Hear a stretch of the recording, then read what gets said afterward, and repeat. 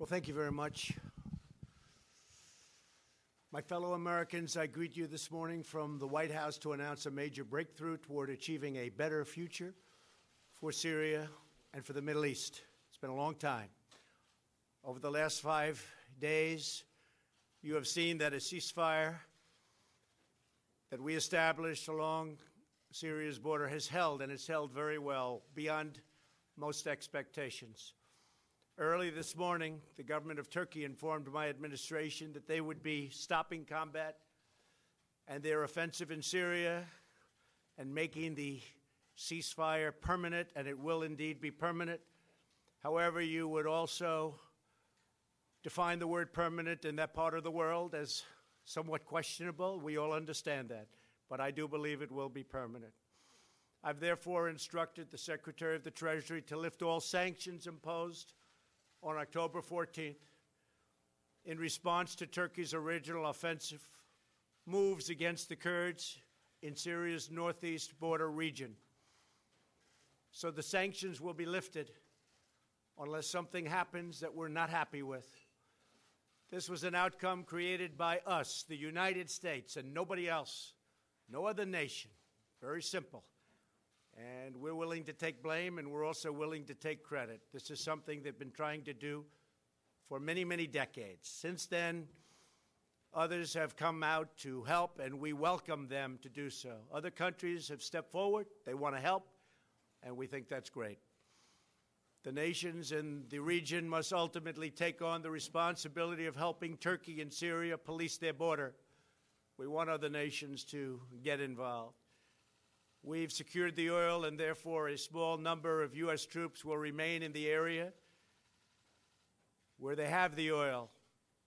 And we're going to be protecting it, and we'll be deciding what we're going to do with it in the future. In any event, by the moves that we've made, we are achieving a much more peaceful and stable area between Turkey and Syria, including a 20-mile wide safe zone.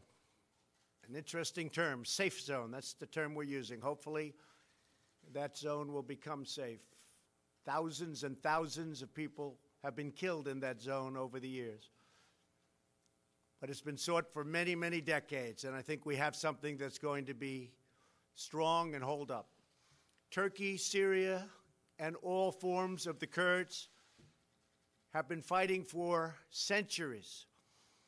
We have done them a great service, and we've done a great job for all of them. And now we're getting out. Long time. We were supposed to be there for 30 days. That was almost 10 years ago. So we're there for 30 days, and now we're leaving. It was supposed to be a very quick hit, and let's get out. And it was a quick hit, except they stayed for almost 10 years. Let someone else fight over this long, blood-stained sand. I want to thank Vice President Pence and Secretary of State Pompeo for leading the American delegation so successfully to Turkey several days ago, along with National Security Advisor O'Brien. I want to thank them very much. The American delegation negotiated the original 5-day ceasefire that ended Kurdish fighters to safely leave. It just got them to a point where, frankly, they were able, it enabled them to get out, to go, and move really just a few miles in a slightly different direction. So this enabled them to do so. Countless lives are now being saved as a result of our negotiation with Turkey, an outcome reached without spilling one drop of American blood. No injuries, nobody shot, nobody killed. I have just spoken to General Mazlum, a wonderful man, the commander-in-chief of the SDF Kurds, and he was extremely thankful for what the United States has done. Could not have been more thankful. General Mazlum has assured me that ISIS is under very, very strict lock and key, and the detention facilities are being strongly maintained. There were a few that got out, a small number, relatively speaking, and they've been largely recaptured. I'm also sure that he will be issuing his own statement very shortly. We had a great talk, but we've saved the lives of many, many Kurds. He understands that. The war was going to be vicious and probably not very long. And I'm very happy to have been involved in it, as are our Vice President, our Secretary of State, and all of the other people on our team. By getting that ceasefire to stick, we've done something that's very, very special. But by getting the ceasefire after a tremendous amount of really tough war for a very short period of days, that is something very special. Our troops are safe, and the pain and suffering of the three-day fight that occurred was directly responsible for our ability to make an agreement with Turkey and the Kurds that could never have been made without this short-term outburst. Should Turkey fail to honor its obligations, including the protection of religious and ethnic minorities, which I truly believe they will do, we reserve the right to reimpose crippling sanctions, including substantially increased tariffs on steel and all other products coming out of Turkey. We are now an economic powerhouse like never before, and very importantly, like no other. Our economic might is stronger than it's ever been, and our competitors are not doing very well. We also expect Turkey to abide by its commitment regarding ISIS as a backup to the Kurds watching over them. Should something happen, Turkey is there to grab them. Further, we implore European countries to come and take those fighters that the U.S. captured and bring them back to their countries for incarceration and for trial. Until just recently, Europe has been very unresponsive in doing what they should have been doing for a long time. Now is their chance to finally act. American forces defeated 100% of the ISIS caliphate during the last 2 years. We thank the Syrian Democratic Forces for their sacrifices in this effort. They've been terrific. Now Turkey, Syria, and others in the region must work to ensure that ISIS does not regain any territory. It's their neighborhood. They have to maintain it. They have to take care of it. There were some political pundits who responded to Turkey's offensive in Syria by calling for yet another American military intervention. I don't think so. But halting the incursion by military force would have required deploying tens of thousands of American troops against Turkey, a NATO ally, and a country the United States has developed a very good relationship with, including President Erdogan. The same people that I watched and read giving me and the United States advice were the people that I have been watching and reading for many years. They are the ones that got us into the Middle East mess, but never had the vision or the courage to get us out. They just talk. How many Americans must die in the Middle East in the midst of these ancient sectarian and tribal conflicts?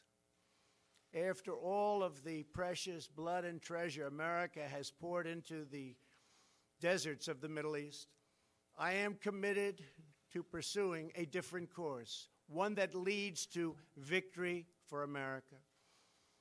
Through much work, we have done things that everybody said couldn't be done. Today's announcement validates our course of action with Turkey that only a couple of weeks ago was scorned.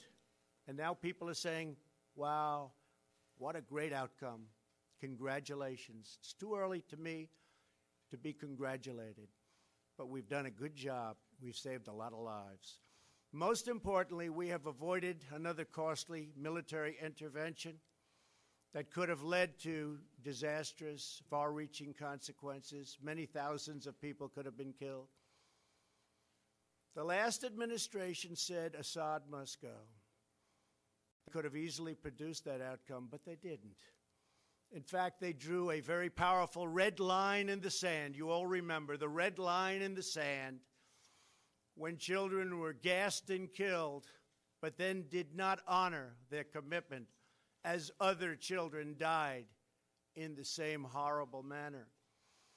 But I did honor my commitments with 58 Tomahawks. 8 long years after President Obama's ill-fated push at regime change, U.S. troops are still on the ground in Syria.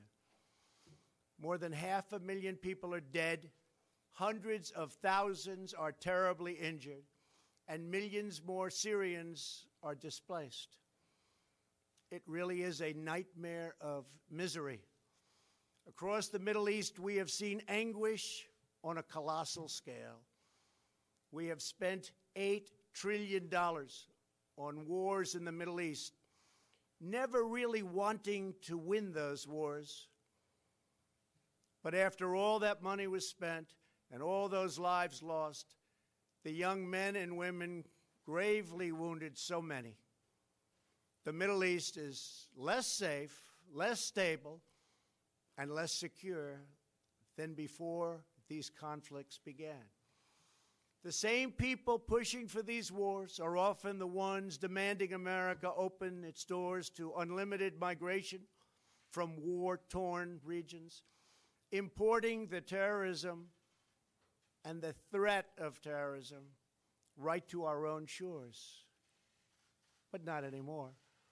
My administration understands that immigration security is national security. As a candidate for president, I made clear that we needed a new approach to American foreign policy, one guided not by ideology, but by experience, history, and a realistic understanding of the world. We are building up America's military might like never before, investing $2.5 trillion since my election. But we will not be depleted. We will not happen again. It will not be allowed to happen again, where our military is depleted, fighting in areas of the world where we shouldn't be. When we commit American troops to battle, we must do so only when a vital national interest is at stake. And when we have a clear objective, a plan for victory, and a path out of conflict, that's what we have to have. We need a plan of victory. We will only win. Our whole basis has to be the right plan, and then we will only win. Nobody can beat us. Nobody can beat us. I want to again thank everyone on the American team who helped achieve the ceasefire in Syria, saved so many lives, along with President Erdogan of Turkey, a man I've gotten to know very well, and a man who loves his country.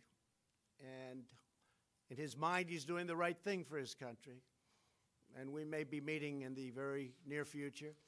I also want to thank General Mazloum for his understanding and for his great strength and for his incredible words today to me, but me just as a representative of the United States, because he knows that we saved tens of thousands of Kurds.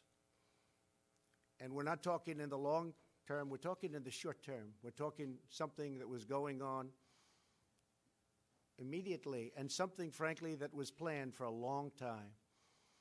The job of our military is not to police the world. Other nations must step up and do their fair share. That hasn't taken place. Today's breakthrough is a critical step in that direction. Thank you all very much, and God bless America. Thank you. Thank you. President, you said that the ISIS fighters who escaped have been recaptured. But today your top envoy said that's not true, that they don't know where they are. Do you have a comment?